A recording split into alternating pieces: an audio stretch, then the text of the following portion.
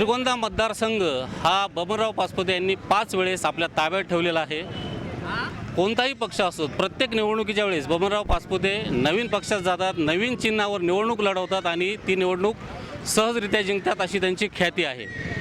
आज आपण श्रीगोंदा शहरात आहोत आणि येथील अनेक नागरिक आपल्यासोबत असणार आहेत।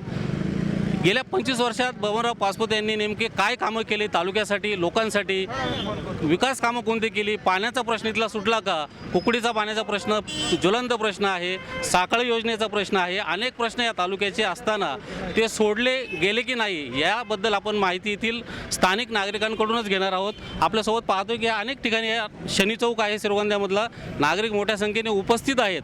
आपण त्यांच्याशी चर्चा करणार आहोत। कोणते प्रश्न तुम्हाला महत्त्वाचे वाटतात आणि ते सोडवण्यासाठी पाचपुते यशस्वी ठरलेत असं वाटतं का आपल्याला? नाही, आता ते शब्द ते बोललेले आहेत, ते काही करू बी शकतात, काही गोष्टी करणार बी आहेत असं त्यांचंच मत आहे। नाही, पण अनेक योजना आहेत, पाण्याच्या योजना असतील, सागळ्याच्या असतील, कुकडीच्या पाण्याचा असेल, हे प्रश्न सुटले गेलेत का फक्त त्यासाठी फक्त घोषणाच होतात? काय वाटतं आपल्याला? साखळ्याबद्दल तर घोषणाच झालेली आहे, साखळ्याच्या आतापर्यंत घोषणा झाल्या, MIDCच्या घोषणाच झाल्यात ना।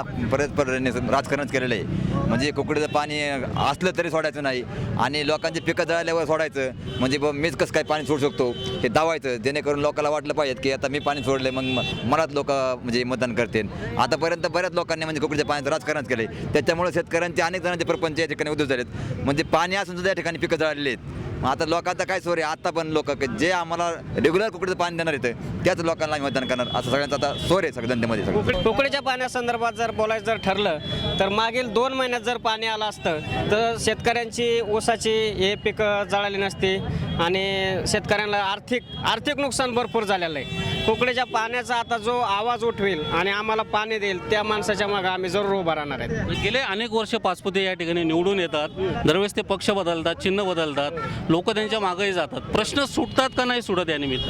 नाही का सुटलेत ना, काही प्रश्न सुटलेत, काही बाबतीत आम्ही समाधानी आहोतच, पण हे जे पाण्याच्या बाबतीत जे राजकारण आहे ना हे कुठंतरी थांबलं पाहिजे, एवढीच भूमिका आहे श्रीगोंदा तालुक्याच्या वतीने। MIDC होणं गरजेचं आहे। तालुक्यातील बेरोजगारीचं प्रमाण जे वाढत चाललंय त्याला जबाबदार कोण हाही प्रश्न आता उपस्थित व्हायला लागला आहे। त्यामुळं तालुक्यातील तरुणांना कुठेतरी रोजगार मिळाला पाहिजेत, त्यांच्या उपजीविकेचं साधन त्यांना काहीतरी मिळालं पाहिजेत। तर हे होते श्रीगोंद्यामधील नागरिक, येथील युवक होते, शेतकरी होते। यांनी एकूणच श्रीगोंद्यामधल्या ज्या तालुक्यातल्या ज्या समस्या आहेत, ज्या पाण्याच्या असतील, शिक्षणाच्या असतील, रोजगारीच्या असतील, या सर्व समस्या ज्या सर्वसाधारणपणे लोकांमध्ये आहेत त्या मांडलेल्या आहेत। एक मत त्यांनी व्यक्त या निमित्ताने केलेलं आहे। तर हा होता श्रीगोंदा विधानसभा मतदारसंघाचा पंचनामा। आपण पाहिलं की पाचपुते 7व्यांदा निवडणूक लढवत असताना पुन्हा एकदा आत्मविश्वासानं सामोरं जात आहे। मात्र दुसरीकडं सर्व विरोधक एकजूट करून राहुल जगताप यांच्या माध्यमातून एक मोठं आव्हान त्यांच्यासमोर उभं करणार आहे। यावेळेस पाचपुते बाजी मारतायत की विरोधक हा येणारा काळ ठरवणार आहे। या कार्यक्रमात आपण नगर जिल्ह्यातल्या इतरही विधानसभा मतदारसंघाचा पंचनामा पाहणार आहोत। पाहत राहा जय महाराष्ट्र।